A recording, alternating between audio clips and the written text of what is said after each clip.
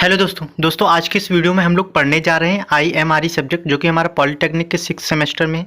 ठीक है ना दोस्तों। तो सबसे पहले हम लोग यहाँ पर जो पढ़ने जा रहे हैं वो हम लोग आज तीसरा चैप्टर पढ़ने जा रहे हैं। इसके पहले मैंने 2 चैप्टर बहुत ही अच्छे से और बिल्कुल टॉपिक वाइज आपके सिलेबस के अकॉर्डिंग, न्यू सिलेबस के अकॉर्डिंग उसे कंप्लीट करवा दिया है और ये चैप्टर 3 स्टार्ट हो रहा है। जैसे कि मैं बता दूं कि ये जो चैप्टर अब चलेंगे वो सारे के सारे आपका ऑब्जेक्टिव मतलब ऑब्जेक्टिव जितने भी क्वेश्चन बनेंगे वो कहीं ना कहीं उनके सारे कॉन्सेप्ट इन्हीं सब सारी वीडियोस पे, पिछले वाले वीडियोस पे भी मैंने दिया है और इन सब और भी ज़्यादा फोकस करूंगा। सो वीडियो को आप थ्योरी वाले जो वीडियो हैं उनको आप अच्छे से देख लीजिए, जिससे कि आपको ऑब्जेक्टिव क्वेश्चन बहुत ही अच्छे से समझ में आएंगे, जो कि मैं ऑब्जेक्टिव क्वेश्चन भी दे रहा हूँ। ऑब्जेक्टिव क्वेश्चन के मैंने फर्स्ट चैप्टर के ऑलमोस्ट 60 ऑब्जेक्टिव दे दिए हैं और सेकंड चैप्टर इसी तरीके सेकंड चैप्टर के भी मैं पर डे ऑब्जेक्टिव और थ्योरी दोनों के ही वीडियोस आपको प्रोवाइड कर रहा हूं और ऑन द टाइम यानी कि जून लास्ट से पहले ही मैं आपको सिलेबस सारा का सारा कंप्लीट करवा दूंगा विथ ऑब्जेक्टिव एंड थ्योरी के साथ। ठीक है ना दोस्तों। तो सबसे पहले हम लोग यहाँ पर बात करते हैं कि मेंटेनेंस एंड इट्स टाइप। ठीक है ना दोस्तों। तो दोस्तों इसके आज इस वीडियो में हम लोग मेंटेनेंस के बारे में बात करेंगे। मेंटेनेंस कितने टाइप्स का होता है ये सारा का सारा इस वीडियो में हम लोग बात करेंगे। तो सबसे पहले समझते हैं कि मेंटेनेंस क्या होता है। तो विद्युत मशीनों को, अन्य उपकरणों को चालन स्थिति में बनाए रखने के लिए जो कार्य किया जाता है उसे हम लोग मेंटेनेंस कहते हैं। सिंपल सा आप ये समझिए कि जैसे आपके घर पे जो मोटरसाइकिल होती है उसको प्रॉपर एक मतलब वो कार्य करती रहे अपनी फुल इफिशिएंसी के साथ, तो उसका टाइम टाइम पे मेंटेनेंस यानी कि उसकी सर्विसिंग करवाते रहते हैं। तो वही एक तरह का हमारे क्या है मेंटेनेंस है। वह सामान्य एवं बार बार किया जाने वाला वर्क जो किसी मशीन को ऐसी अवस्था में बनाए रखने के लिए आवश्यक है जिसमें उसे पूर्ण क्षमता और दक्षता के साथ प्रयोग किया जा सके, अनुरक्षण कहलाता है, यानी कि मेंटेनेंस कहलाता है। ठीक है ना दोस्तों। तो मेंटेनेंस की एक ये भी डेफिनेशन होती है, यानी कि सिंपल से ये समझिए कि किसी भी मशीन को वो पूर्ण अपनी टोटल फुल इफिशिएंसी के साथ वर्क करती रहे, इसीलिए हम लोग क्या करते हैं मेंटेनेंस करते हैं। और जो ये वर्क होता है क्योंकि ये रिपीटिटिव होता है, ठीक है ना दोस्तों, यानी कि एक स्पेसिफिक टाइम के बाद, पीरियोडिक टाइम के बाद ये वर्क हमारा होता रहता है। ठीक है ना दोस्तों, जो मेंटेनेंस होता है। इसके बाद हम बात करते हैं इसके कुछ पॉइंट्स के बारे में बात करते हैं कि जैसे जो हमारा अनुरक्षण या मेंटेनेंस होता है ये मशीन और उपकरण को क्षतिग्रस्त होने से बचाता है। जैसे अगर सपोज कहीं पर कोई हमारी नट बोल्ट ढीली है, अब वो कोई हमारी मशीन चल रही है, तो अगर हमने टाइम से उसका मेंटेनेंस कर दिया यानी कि उस नट बोल्ट को सही से कस दिया तो फिर हमारा कहीं ना कहीं कोई प्रॉब्लम नहीं होगी। अगर हमने ध्यान नहीं दिया, मेंटेनेंस नहीं किया तो वो ज़्यादा ढीली हो जाएगी, हो सकता है उससे कई बड़ी प्रॉब्लम आ जाए।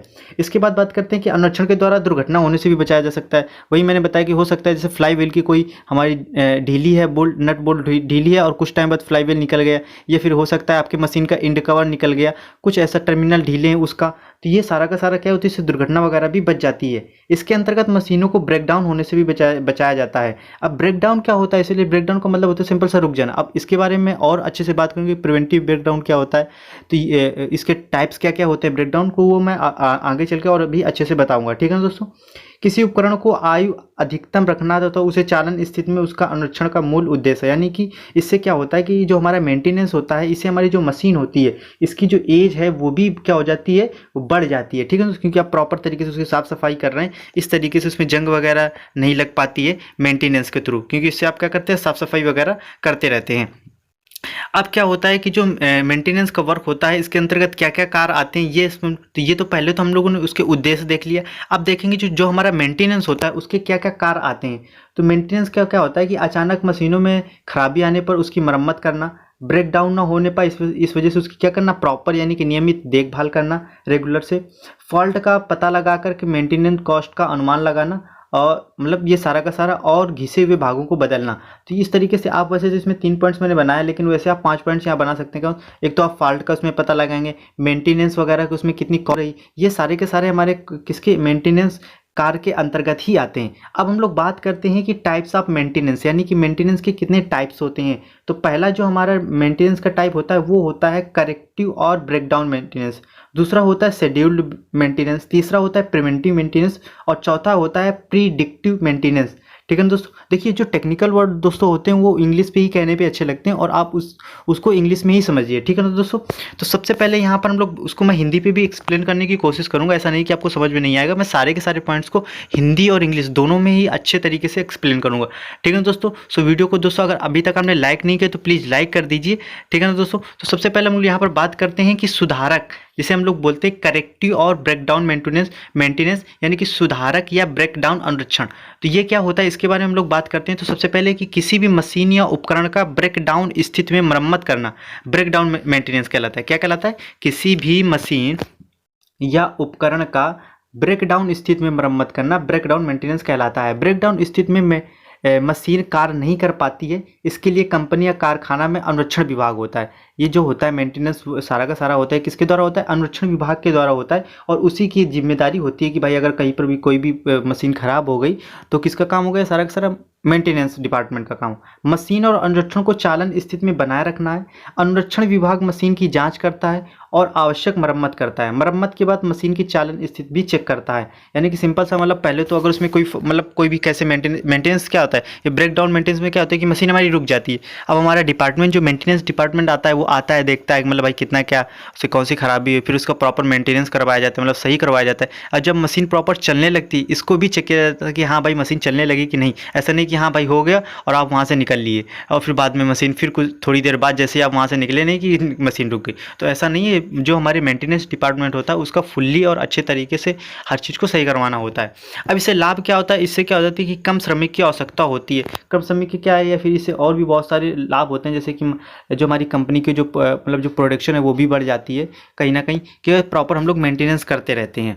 इसके बाद हम लोग बात करते हैं इसकी हानियाँ क्या क्या होती हैं। तो ये अचानक होता है और उत्पादन में देरी होती है। तो जिससे क्या होता है कि अगर ये ब्रेक डाउन हो गया यानी कि अचानक से मशीन रुक गई। अब अगर 2 घंटे के लिए भी जहाँ पर बहुत सारी बड़ी बड़ी फैक्ट्रियाँ होती हैं वहाँ पर अगर कोई मशीन अगर 2 मशीनें भी अगर 2 घंटे के लिए रुक जाएंगी तो कितना बड़ा जो उसका प्रोडक्शन होगा वो प्रभावित होगा। उद्योगों के निर्गत में कमी आती है, वही मैंने सिंपल से बता दीजिए, उससे आउटपुट निकल रहा होगा, जो भी चीज़ बन रही होगी वहाँ पर उसमें ऑटोमेटिक जब मशीन बंद रहेगी तो ऑटोमेटिक कमी आएगी। प्लांट की आयु कम हो जाती है, श्रमिक की सुरक्षा में कमी और दुर्घटना की भी अधिक संभावना रहती है। तो ये सारे के सारे हमारे डिसएडवांटेज होते हैं। किसके डिसएडवांटेज होते हैं? ब्रेक डाउन मेंटेनेंस के। अब बात आती है हमारी कि निर्धारित अनुरक्षण क्या होता है, यानी जिसे हम लोग बोलते हैं शेड्यूल। यानी से नहीं कहते कि पहले से एक चीज़ आपने शेड्यूल तो मतलब शेड्यूल कर लिए कि नहीं कर लिया, यानी कि जिसे हम लोग हिंदी में बोलते हैं निर्धारित अनुरक्षण। मतलब है कि एक टाइम टू टाइम स्पेसिफिक किया जाता है। तो किसी मशीन या उपकरण का निश्चित समय समय पर मरम्मत करना ही क्या कहलाता है हमारा? कि शेड्यूल्ड मेंटेनेंस यानी कि निर्धारित अनुरक्षण कहलाता है। इन अनुरक्षण में मशीन का मरम्मत जैसे स्नेहक हो गया, सर्विसिंग हो गया आदि समय समय पर किया जाता है। इस अनुरक्षण का उद्देश्य होता है ब्रेक डाउन ना होने देना। ठीक है ना? तो इसका जो मेन मतलब पर्पज होता है कि भाई ब्रेक डाउन ना होने पाए, ऐसा हम लोग इस वजह से इसको शेड्यूल मेंटेनेंस को किया जाता है। अब बात आती है हमारी प्रिवेंटिव मेंटेनेंस की। तो प्रिवेंटिव मेंटेनेंस क्या होता है? प्रिवेंटिव का मतलब क्या होता है? रोकना, यानी कि निरोधक अनुरक्षण। तो किसी मशीन या उपकरण का नियमित अनुरक्षण करना तथा छोटी छोटी मरम्मत यानी कि छोटी छोटी मरम्मत करना निरोधक अनुरक्षण कहलाता है। किसी भी मशीन या उपकरण का नियमित निरीक्षण करना तथा छोटी छोटी मरम्मत करना ही हमारा क्या प्रिवेंटिव मेंटेनेंस कहलाता है। प्रिवेंटिव का मतलब होता है कि हम पहले कोई चीज़ खराब होने से पहले उसको सही कर दें। तो ऑटोमेटिक जब खराब होने से पहले सही कर देंगे तो ब्रेकडाउन होने से वो मशीन रुक जाएगी, मतलब नहीं हो पाएगा उसमें। और यही सारा हमारा जो आता है ये जिस मेंटेनेंस के अंतर्गत आता है उसे हम लोग बोलते हैं प्रिवेंटिव मेंटेनेंस। निरोधक अनुरक्षण से ब्रेकडाउन में कमी हो जाती है। क्या हो जाती है कि अगर आप प्रॉपर तरीके से प्रिवेंटिव मेंटेनेंस करेंगे तो ब्रेकडाउन में क्या हो जाएगी? ऑटोमेटिक कमी हो जाएगी। भाई सिंपल है। इसमें मशीन के खराब होने से पहले समय समय पर मशीन और उपकरण का निरीक्षण करते रहते हैं ताकि मशीन की उन कमियों को खोजा जा सके जिससे कि ब्रेकडाउन होने की संभावना होती है। सिंपल इसमें क्या किया जाता है कि हम लोग पहले से ही उस फॉल्ट को पता कर लेते हैं कि भाई इससे क्या होगी, ताकि वो आगे मेजर फॉल्ट ना हो पाए और उससे क्या होगी? ब्रेकडाउन ना हो पाए, यानी कि वो मशीन हमारी बंद ना होने पाए। अर्थात मशीन या प्लांट में होने वाले दोषों को प्रारंभिक स्थिति में ही दूर कर दिया जाता है। समय समय पर मशीन की जांच करके तथा लघु दोष का तुरंत पता करके मशीनों का ब्रेकडाउन होने से बचाया जाता है। ठीक है ना दोस्तों? तो इस तरीके से ये हमारा प्रिवेंटिव मेंटेनेंस होता है। अब मशीनों को फेल होने से पहले ही किया गया मेंटेनेंस प्रिवेंटिव मेंटेनेंस कहलाता है। ठीक है दोस्तों? क्या होता है कि सिंपल सा कि मशीनों को फेल होने से पहले किया गया मेंटेनेंस क्या कहलाता है? प्रिवेंटिव मेंटेनेंस कहलाता है। अब इसके जो हमारा जो प्रिवेंटिव मेंटेनेंस होता है उसके उद्देश्य क्या होते हैं? तो इसका जो उद्देश्य होता है तो उस स्थिति का पता लगाना जिससे कि ब्रेकडाउन होने की संभावना है, मशीन को चालन स्थिति में बनाए रखना, समय समय पर निरीक्षण करना, अनक्षण कार्य को कम करना, कम मरम्मत मूल्य पर उच्च उत्पादन करना। सिंपल सा ये सारे के सारे हमारे पर्पज होते हैं मेंटेनेंस, मतलब जो प्रिवेंटिव मेंटेनेंस होता है। ठीक है? अब हम लोग बात करते हैं कि जो प्रिवेंटिव मेंटेनेंस होता है उसकी प्रोसेस क्या होती है। तो सबसे पहले इसमें प्रोसेस क्या होता है कि मशीन को लगातार काम करे और बिना फेलियर हुए, यानी कि बिना फेल हुए, बिना मतलब मशीन रुके वो प्रॉपर काम करती रहे, इसके लिए मशीन को रेगुलर चेक किया जाता है। और आवश्यक मरम्मत भी किया जाता है। अगर थोड़ी बहुत कोई प्रॉब्लम है तो उसकी प्रॉपर हम लोग मरम्मत कर देते हैं। किसी भी उद्योग के लिए जो हमारा प्रिवेंटिव मेंटेनेंस होता है यानी कि निरोधक अनुरक्षण होता है, पहले से तैयार नहीं होता है, ये आवश्यकता अनुसार बनाया जाता है, क्योंकि सभी उद्योगों को आकार, आयु तथा मशीनरी स्रोत, आदि तथा संरचना एक समान नहीं होती। यानी कि जो प्रिवेंटिव मेंटेनेंस होता है, जैसे अगर सपोज कहीं पर ऐसी मशीन हो, मतलब ऐसी मशीन है जहाँ पर हमारी नट बोल्ट की बहुत ज़्यादा मैन्युफैक्चरिंग होती है, तो वहाँ पर मशीनें कहीं ना कहीं, अगर कोई मशीन दिन में 24 घंटे में अगर वो 18 घंटे मशीन चल रही है तो उस पर कहीं ना कहीं ब्रेक डाउन होने के चांसेस ज़्यादा हैं। तो वहाँ पर जो प्रिवेंटिव मेंटेनेंस होगा वो बहुत ही फास्ट तरीके से किया जाएगा, प्रॉपर तरीके से किया। सपोज कोई ऐसी मशीन है कि जो केवल 24 घंटे में 2 घंटे चल रही है, तो उस पर कहीं ना कहीं फॉल्ट हमारे कम आएंगे, उस पर ब्रेक डाउन होने वगैरह के चांसेस बहुत कम रहेंगे। ठीक है ना दोस्तों। तो उसमें यही बताया गया है कि जो मशीन हमारी लगातार काम करती है उस पर प्रॉपर मतलब चेक किया जाता है। और ये जो हमारा प्रिवेंटिव मेंटेनेंस होता है, ये किस जो कंपनी होती है, फिर जो हमारी फैक्ट्री होती है, वो कैसी है, कितनी बड़ी है, उसका साइज क्या है, उसकी एज कितनी है, इन सब पे भी डिपेंड करता है। सपोज अगर कोई मशीन बहुत ज़्यादा मतलब एज की होगी तो उसका जो हमारा मेंटेनेंस करना होता है वो टाइम पर और ज़्यादा ही करना होगा। अब जो हमारा निरोधक मेंटेनेंस होता है, प्रिवेंटिव मेंटेनेंस होता है, इसमें कई सारे स्टेप्स होते हैं। फर्स्ट स्टेप इसमें क्या होता है कि इस स्टेप में यह मेंटेनेंस कौन करेगा। ठीक है ना दोस्तों। यानी कि पहले तुम लोग ये तय करेंगे भाई ये प्रिवेंटिव मेंटेनेंस करेगा कौन। तो जो प्रिवेंटिव मेंटेनेंस होता है, यानी कि इसके 2 विभाग होते हैं। पीएम का मतलब क्या है, यहाँ पर पीएम का मतलब प्राइम मिनिस्टर नहीं, यहाँ पर प्रिवेंटिव मेंटेनेंस है। तो इसके 2 विभाग होते हैं। एक तो हमारा होता है प्रोडक्शन डिपार्टमेंट और एक होता है मेंटेनेंस डिपार्टमेंट। उपरोक्त दोनों में से कोई भी प्रिवेंटिव मेंटेनेंस कर सकता है। यह प्लांट या कारखाना पर निर्भर करता है। उत्पादन विभाग और प्रिवेंटिव मेंटेनेंस का कार्य करने वाले श्रमिकों के मध्य तालमेल अच्छा होना चाहिए। प्रिवेंटिव मेंटेनेंस के जो हमारे लेबर होते हैं या फिर श्रमिक होते हैं, प्रिवेंटिव मेंटेनेंस तभी कर पाएंगे जब उत्पादन विभाग उन्हें मशीन में कार्य करने से मतलब में कार्य से मुक्त कर देगा। ठीक है ना दोस्तों। यानी कि जो अगर कोई हमारे श्रमिक अगर प्रोडक्शन डिपार्टमेंट लगे तो फिर कैसे मेंटेनेंस कर पाएंगे, तो उनको पे भी करना पड़ेगा जो हमारे डिपार्टमेंट होगा वो। इसके बाद दूसरा स्टेप क्या है, दूसरा स्टेप ये है कि जो प्रिवेंटिव मेंटेनेंस कहाँ से प्रारंभ करना, अब ये भी हमें डिसाइड करना है कि भैया ऐसा नहीं कि आप किसी भी मशीन पर, क्योंकि जहाँ पर 200 मशीनें लगी वहाँ पर आप ऐसे तो प्रिवेंटिव मेंटेनेंस का काम तो स्टार्ट नहीं कर देंगे। तो एक प्रॉपर आपको मतलब वो बनाना पड़ेगा कि भैया हमें कहाँ से शुरू करना है, कहाँ से नहीं। अब बात आती है कि प्रिवेंटिव मेंटेनेंस या मशीन या उपकरण को प्रारंभ किया जाए, सबसे पहले ये पता कर लेना चाहिए कि किन किन मशीन या प्रिवेंटिव मेंटेनेंस करना है। उसके बाद एक शेड्यूल तैयार कर लेना चाहिए। सिंपल इसका मतलब ये है कि पहले से हमें किन किन मशीनों का प्रिवेंटिव मेंटेनेंस करना है ये पहले से चेक कर लेना चाहिए, और उसके बाद कब करना है ये सारा का सारा हमने शेड्यूल बना लेना चाहिए। ठीक है ना। अब शेड्यूल के अनुसार प्रत्येक खंड में प्रिवेंटिव मेंटेनेंस का कार्य करना चाहिए तथा समय समय पर भी करना चाहिए। ठीक है। स्टेप नंबर 3 हमारा आता है। स्टेप नंबर हमारा 3 आता है कि प्रिवेंटिव मेंटेनेंस के अंतर्गत क्या क्या निरीक्षण करने। अब ये हम लोग देखेंगे। तो पहले हमने चेक कर लिया कि भाई कौन करेगा, फिर दूसरे में हमने चेक कर लिया कि किस तरीके से मतलब कहाँ से स्टार्ट करेंगे। फिर हम लोग ये देखते हैं कि इसमें क्या क्या निरीक्षण करना है। तो मूल उद्देश्य यह होना चाहिए कि मशीन को ब्रेकडाउन होने से बचाना। सिंपल सा जो हमारा पूरा फोकस रहता है कि भाई मशीन ब्रेकडाउन ना हो पाए, सभी भागों को इंस्पेक्शन करना यानी कि निरीक्षण करना। यदि किसी पार्ट को बदलने की आवश्यकता हो तो उसे चेंज कर देना चाहिए। स्टेप नंबर हमारा 4 क्या होता है। स्टेप नंबर हमारा 4 है कि क्या निरीक्षण किया जाए। तो प्रिवेंटिव मेंटेनेंस श्रमिक अपने अनुभव से सभी उपकरणों का निरीक्षण करता है। वह जानता है कि मशीन का कौन कौन सा भाग घिस सकता है और इन चीज़ों का अधिक निरीक्षण करता है। सिंपल सा जो हमारे श्रमिक जो मेंटेनेंस डिपार्टमेंट जो हमारे श्रमिक होते हैं, लेबर होते हैं, वर्कर होते हैं, उन्हें पता होता है कि भाई कौन से पार्ट ज़्यादा उस पर मतलब उस पर ध्यान देने की जरूरत है, कौन से पार्ट की ज़्यादा नहीं ध्यान देने की जरूरत है। तो जैसा अगर कुछ भी ऐसा होता है, अगर उन्हें लगा कि चेंज भी करना है कोई पार्ट, तो आसानी से उसे चेंज कर देते हैं। अब प्रिवेंटिव मेंटेनेंस की आवश्यकता उन मशीनों और उनके भागों की सूची बनाई जाती है, बगैर एक एक करके सभी का निरीक्षण किया जाता है। और प्रॉपर हम लोग मेंटेनेंस जो करेंगे तो प्रॉपर एक वो भी बनाएंगे कि भैया कि कौन कौन चीज़ें और किन किन चीज़ों का हमें प्रिवेंटिव मेंटेनेंस करना है। इसके बाद स्टेप 5 में बताया गया कि कितनी बार निरीक्षण करना, ये कई बातों पर निर्भर करता है। अब देखो कितनी बार निरीक्षण करना, ये तो मैंने बताया ना कि अब कोई मशीन कितनी ज़्यादा चल रही है इस पर भी डिपेंड करता है।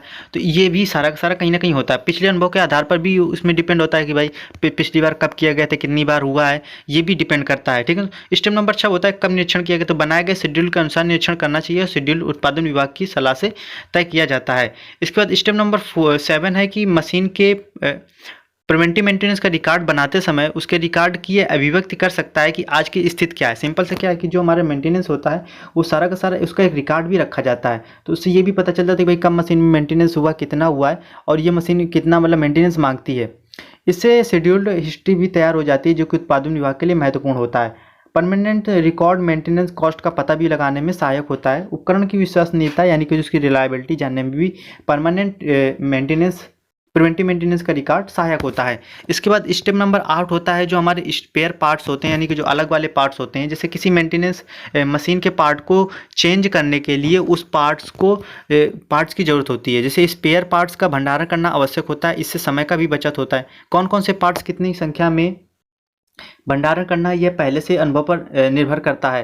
प्लांट निर्माणकर्ता की राय पर भी निर्भर करता है। इसके बाद जो प्रिवेंटिव मेंटेनेंस का जो नियंत्रण और मूल्यांकन है, यानी कि क्या क्या उसका सारा का सारा नियंत्रण भी, यानी कि उसका देखभाल भी, मूल्यांकन भी करना पड़ेगा, भाई कितना हुआ कितना नहीं। तो प्रिवेंटिव मेंटेनेंस कार्यक्रम सदैव नियंत्रण में रहना होता है। प्रिवेंटिव मेंटेनेंस निरीक्षण की मासिक रिपोर्ट की समीक्षा भी करनी चाहिए। सिंपल सा मतलब इसका ये हुआ कि ऐसा नहीं कि भाई लेबर आए बोले कि सर, मतलब किसी आपसे अपने मैनेजर से बोले कि हमने 50 मशीनों का मेंटेनेंस किया और उस पर 50,000 का खर्चा आ गया, उसका कोई रिकॉर्ड नहीं है। तो ये सारा सर उसका मूल्यांकन तो जाके प्रॉपर मैनेजर जो उसकी चेकिंग भी करवाए कि हाँ भाई 50 मशीनों की मेंटेनेंस प्रॉपर हुई है, मतलब प्रिवेंटिव मेंटेनेंस हुई है कि नहीं हुई है, कौन से पार्ट्स बदले गए हैं। तो ये सारा का सारा हमारा होना चाहिए।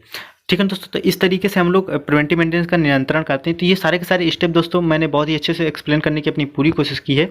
अब हम लोग बात करते हैं कि जो हमारे प्रेडिक्टिव मेंटेनेंस का मतलब होता है पूर्व निर्धारित। प्रेडिक्ट का मतलब क्या होता है, पहले से निर्धारित होता है ये। तो मेंटेनेंस की अन्य तकनीक एक उदाहरण से समझते हैं कि हर मशीन जब गति अवस्था में होती है तो उसमें एक क्या होता है कि नॉर्मल साउंड उत्पन्न होता है, लेकिन कभी कभी ये एबनॉर्मल साउंड उत्पन्न करने, यानी कि असाधारण आवाज़ हमारी उससे आने लगती है।